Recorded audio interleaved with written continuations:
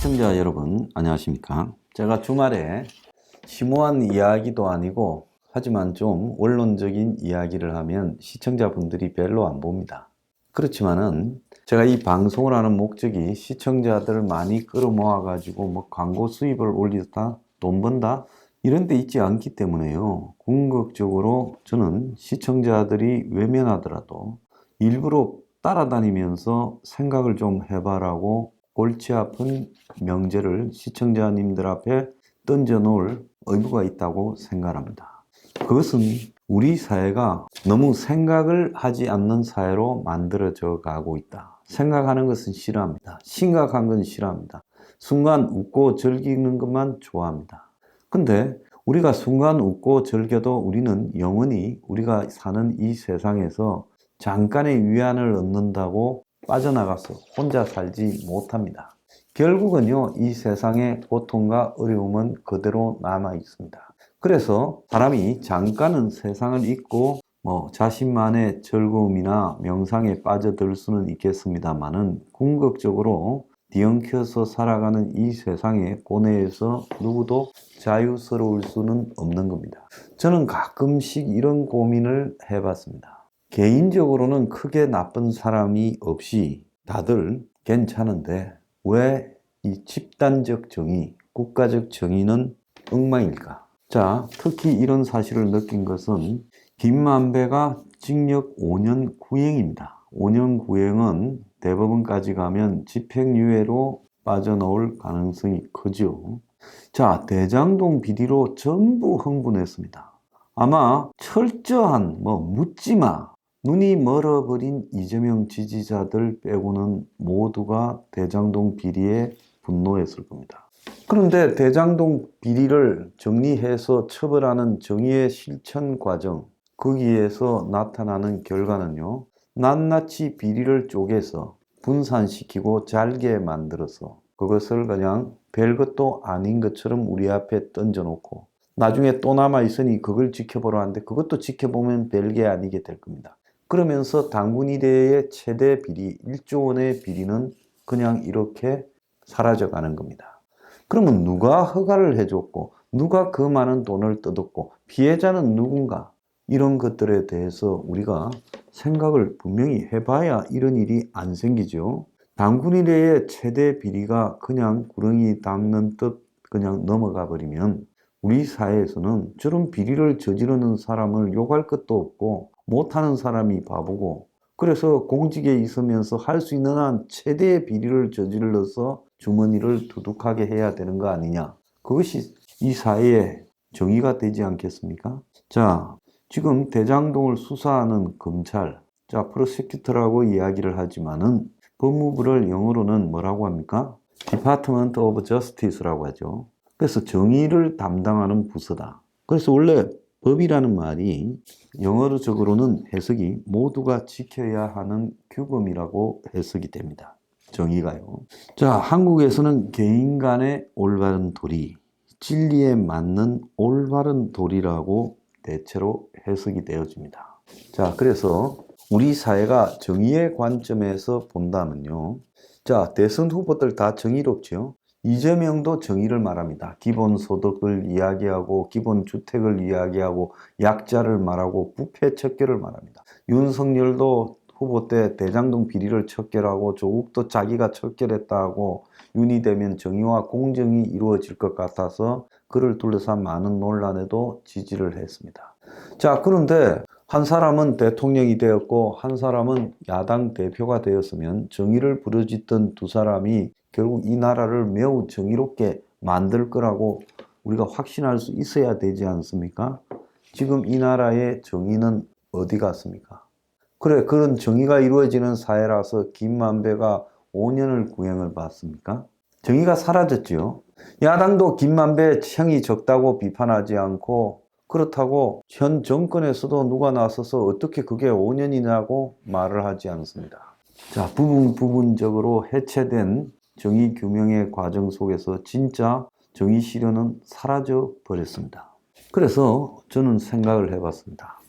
자신을 위해서 정의로운 척 하는 것은 그것은 가식이고 위선이다. 불의한 자다라고 생각합니다.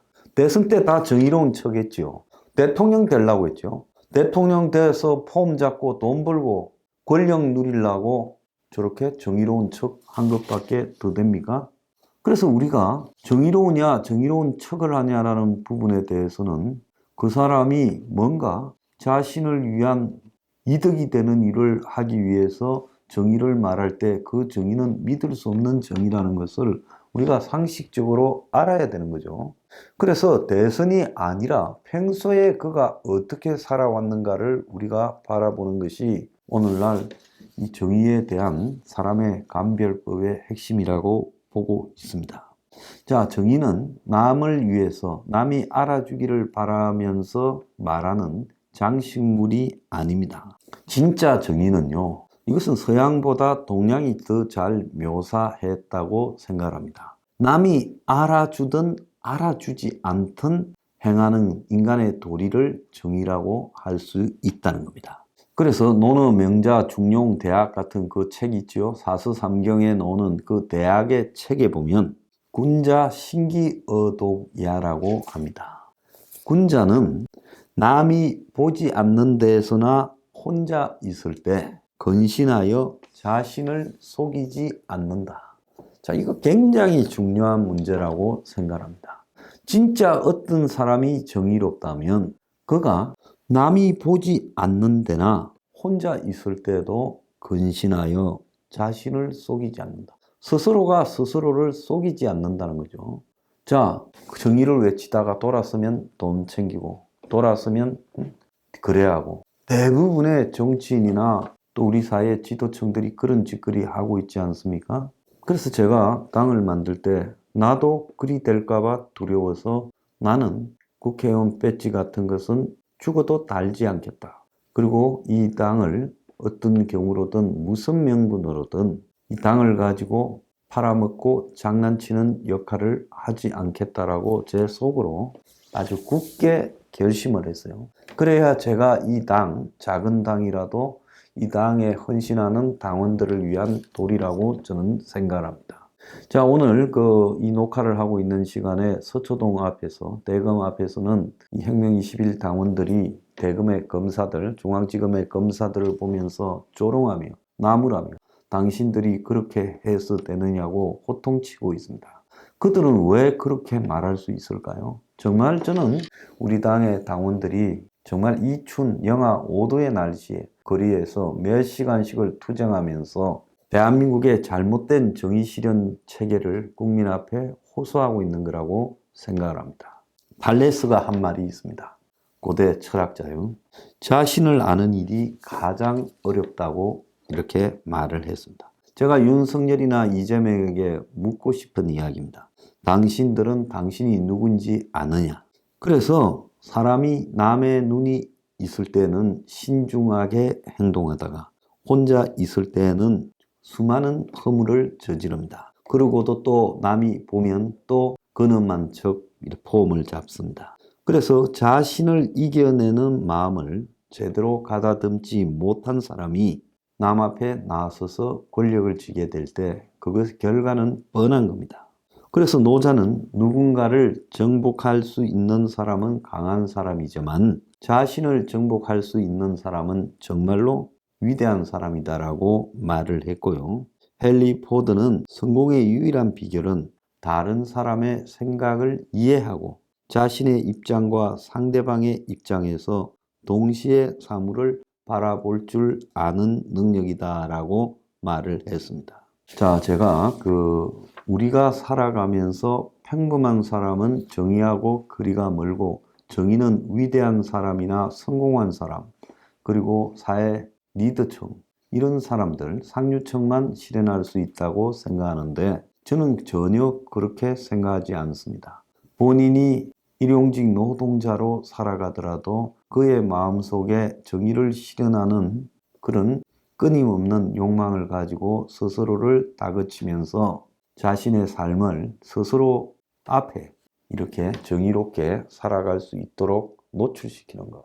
그게야말로 진짜 정의가 아닌가 생각합니다. 우리 당원 중에 그런 분들이 몇 명 있어요. 이 노동을 하면서 살아가면서도 그는 자신의 삶에 있어서 정의를 실현하는 일에 앞장서고 또 그 과정에서 정의 실현에 앞장섰다고 남을 불편하게 하지 않습니다. 우리 주변에 그런 사람들이 많지요. 내가 정의 실현하는 일에 니보다 더 열심히 일하니까 내 정의가 정의고 너네들은 나를 존경하고 따라야 된다. 이렇게 말하는 사람이 굉장히 많습니다. 그 사람은 그 사람에게 더 많은 기회와 더 많은 자리가 주어지면 그는 대선 출마한 사람들과 똑같이 할 거예요. 그래서 우리가 사람을 바라볼 때 그야말로 자기 스스로가 갖춘 원칙과 기준에 따라서 거기에서 한치도 벗어나지 않으려고 하는 거. 우리 당에 젊은데도 그런 청년이 있습니다. 자기 스스로의 정의의 기준을 두고 거기에 벗어나 살지 않고 그리고 힘든 과정들을 스스로 자처해서 정의롭게 자기를 내몰아 넣으려고 하는 사람들. 그런 사람들은 때로는 강박관념이 있죠. 오늘 이야기하는 저도 강박관념이 있습니다. 그런데 우리가 일정한 정도의 강박관념을 갖지 않고 정의로워질 수 있겠는가? 오늘 집회에 가야 되는가? 아니면 따뜻한 아랫목에 앉아서 월드컵 축구나 재방송이나 봐야지. 영화나 한 편 때려야지. 머리맡에는 간식거리 두고 이게 행복 아닌가? 자, 나가면 몇 시간을 춥고 고통스러운 데서 뜰 건데 나는 나가는 것이 정의냐? 그런 개뿔 정의는 그냥 개나 주고 나는 내 일상의 안일함을 추구하겠다. 이렇게 생각할 수 있죠. 자, 그런데 그 정의는요. 스스로에 대한 정의입니다. 내가 나갈 수 있다. 오늘 나가서 사회를 바로잡는 일을 할 시간이 있다. 그리고 나는 그렇게 할 수 있는 체력도 된다. 자, 그런데 내가 나간다고 누가 알아줄까? 이제 이쯤 가면 정의로운 마음이 흔들리는 겁니다. 알아주든 알아주지 않든 이것이 내가 설정한 삶을 살아가는 원칙이다. 자, 이렇게 해서 자신을 몰아넣을 때 추운 날 전철을 타러 걸어가면 짜증이 날 겁니다. 근데 그 짜증조차도요, 정의를 추구하는 길은 고통스럽고 외로운 과정이다라고 이야기하고 가서 사람이 적게 오면 괜히 왔네 싶을 때도 있어요. 그렇지만은 나라도 안 왔으면 큰일 나겠네. 자, 이런 자세로 살아가는 것이 정의라고 생각합니다. 저도 강박관념이 굉장히 많은 사람입니다.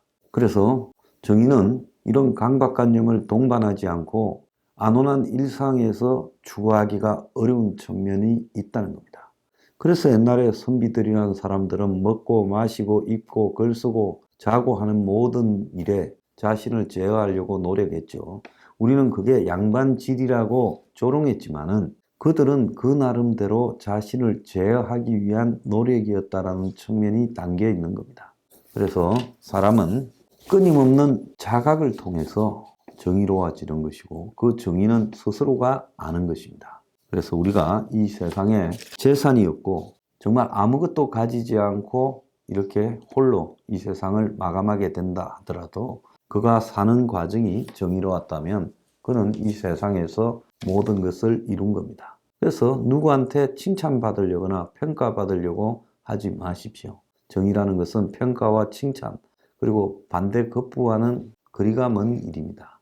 그래서 과거에 미영국의 귀족들 또 한국의 소수의 참된 양반들 자 미국 사회를 끌어가는 핵심적인 리더 계층 이런 사람들에게는 스스로 자신의 어떤 행동과 판단에 대한 정의 기준들이 있었기 때문에 그들이 끌어가는 사회가 오늘날 이 사람이 사는 세상을 일정하게 그래도 인간다운 세상으로 유지시키는 겁니다. 모두가요 대통령 되고자 하는 저 삼류들처럼 살다가는 이 세상은 그야말로 파멸하죠. 자, 정의의 가치는요 스스로가 아는 것이고 스스로가 느끼면 되는 것입니다.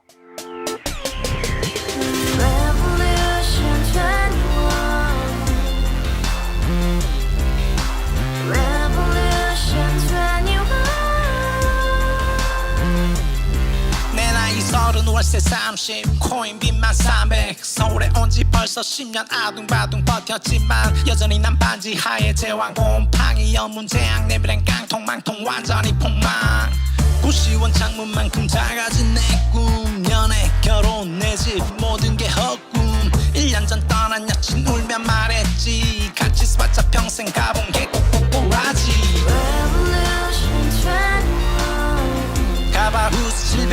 소유주 Revolution 21 가바후스 700 나의 소주 택시기사 우라부지 마트캐셔 울어무니 우리 집안 다 털어봤자 후줄 그래 개선민 내 미래 거기서 팍 끝난 거지 팍더 이상 노력 따윈 괴물이 스펙 찾아서 말리 비오는 날 알바 잘려 맨날 학원 날 개쳐 발려 밤비 내리는 양화대교 홀로 걷고 있을 때 현수막에 아로 새겨진 평당 700짜리 아파트 다 같이 소리 질러 혁명 21 Revolution